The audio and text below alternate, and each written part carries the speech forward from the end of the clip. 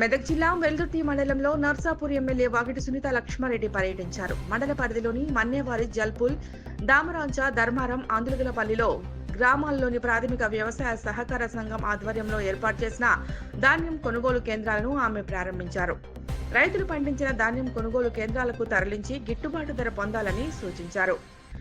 ప్రభుత్వం 500 రూపాయల బోనస్ ప్రకటించిందని అన్నారు. రైతులు తమ ధాన్యం దళారులకు విక్రయించకుండా కొనుగోలు కేంద్రాలకు తరలించి గిట్టుబాటు ధర పొందాలని సూచించారు. ఈ కార్యక్రమంలో MLA Sunitha Laxma Reddy, society chairman Anthi Reddy, ZPTC Ramesh Goud, తహసీల్దార్ కృష్ణ, వ్యవసాయ మండల అధికారి ఝాన్సీ, మాజీ ఎంపీటీసీ మోహన్ రెడ్డి, మాజీ మార్కెట్ చైర్మన్ కోదండ కృష్ణ గౌడ్, మాజీ ఎంపీటీసీ జగ్గా అశోక్ గౌడ్, ఆర్ఐ నరసింహులు యాదవ్, వ్యవసాయ విస్తరణ అధికారి వందన పాల్గొన్నారు. అందరికీ నమస్కారం. ఈరోజు మన వెల్దుర్తి మండలంలో మరి కొనుగోలు కేంద్రాల ప్రారంభోత్సవానికి రావడం జరిగింది. రైతుల పంటలు మరి కోతలకు వచ్చినటువంటి సమయంలో రైతుల యొక్క ధాన్యాన్ని మద్దతు ధరకు అమ్ముకోవాలన్న ఆలోచనతో ఈ కొనుగోలు కేంద్రాలను ప్రారంభించడం జరుగుతోంది. మరి ఏ గ్రేడ్ వరి ధాన్యానికి 2320 రూపాయలు, అదేవిధంగా సన్న ధాన్యానికి 500 రూపాయలు బోనస్ చొప్పున, అంటే 2820 రూపాయలు చొప్పున ప్రభుత్వం నిర్ణయించడం జరిగింది. కాబట్టి రైతులందరూ కూడా మరి ఈ యొక్క కొనుగోలు సెంటర్లకు తీసుకొచ్చి వాళ్ళ ధాన్యాన్ని అమ్ముకోవాల్సిందిగా, ఈ యొక్క మద్దతు ధరను పొందాల్సిందిగా, దళాల వ్యవస్థ నిర్మూలనని రైతుల్ని కాపాడడానికి ఈ కొనుగోలు కేంద్రాలు ఉన్నాయి. కాబట్టి రైతులందరూ ఇక్కడికి రావాల్సిందిగా మేము కోరుతా ఉన్నాం. అదేవిధంగా నేను ప్రభుత్వాన్ని కూడా డిమాండ్ చేస్తా ఉన్నా, అధికారులను కూడా చెప్పడం జరుగుతోంది. పోయినసారి మరి గన్నీ బ్యాగ్స్ రావడంలో లేట్ అయింది, ట్రాన్స్పోర్టేషన్లో ఇబ్బంది జరిగింది. కాబట్టి ఇప్పుడు అటువంటి ప్రాబ్లమ్స్ లేకుండా ట్రాన్స్పోర్టేషన్ ఫెసిలిటీస్ ఇమీడియట్గా కల్పించాలని, అదేవిధంగా సొంతంగా ట్రాక్టర్స్ ఉంటే ట్రాక్టర్స్ ద్వారా కూడా రైస్ మిల్లుకి తీసుకుపోయే విధంగా పర్మిషన్స్ ఇవ్వాలని చెప్పేసి కూడా కోరుతాను. అవసరం ఉన్నటువంటి సంచులన్నిటి కూడా మరి సెంటర్కి పంపిణీ చేయాల్సిందిగా కోరుతా ఉన్నా. కొంతమంది ఐకేపీకి సంబంధించిన సెంటర్లో కొన్ని ప్రాబ్లమ్స్ వచ్చినాయి. లాస్ట్ టైం కూడా సంచులన్నీ కూడా చినిగిపోవడం వల్ల ఆ భారం అంతా కూడా ఐకేపీ మన మహిళా సంఘాల పైన పడడం జరిగింది.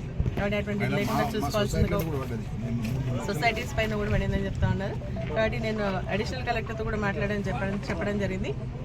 ఖచ్చితంగా మంచి సంచులు పంపించి ఆ భారాన్ని వాళ్ళపైన పడకుండా మరి సెంటర్స్కి ఇబ్బంది లేకుండా చూడాల్సిందిగా మేము చెప్పడం జరిగింది. అదేవిధంగా ఏంటంటే ఈరోజు మరి రైతులకు సంబంధించి బోనస్, పోయిన సంవత్సరం ఇవ్వాల్సినటువంటి బోనస్ కూడా పెండింగ్ ఉంది. అది ఇమీడియట్గా ఇవ్వాల్సిందిగా కూడా మేము కోరుతా ఉన్నాం, డిమాండ్ చేస్తూ ఉన్నాం. ఇప్పుడు కూడా ఇచ్చేటువంటి ధాన్యం డబ్బులు వెంటనే వేయాలని చెప్పేసి కూడా కోరుతా ఉన్నాం. లోడింగ్ అన్లోడింగ్లో కూడా కొంత ప్రాబ్లం వచ్చి రైతులకు నష్టం జరుగుతుంది. ముందే ఈసారి సరిగ్గా పంటలు, కరెంట్ కానీ, వర్షం కానీ, అతివృష్టి అనావృష్టి వల్ల రైతులకు నష్టం జరిగింది. వైరస్ రావడం వల్ల కొంత పంట నష్టం కూడా జరిగింది. పోయినసారి క్రాప్కి ఇప్పటికీ క్రాప్కి చూసుకుంటే 50% కూడా మనకు ఇక్కడ కూడా క్రాప్ కనిపించట్లేదు. కానీ డౌన్లోడింగ్ అన్లోడింగ్లో కూడా ఇబ్బంది లేకుండా,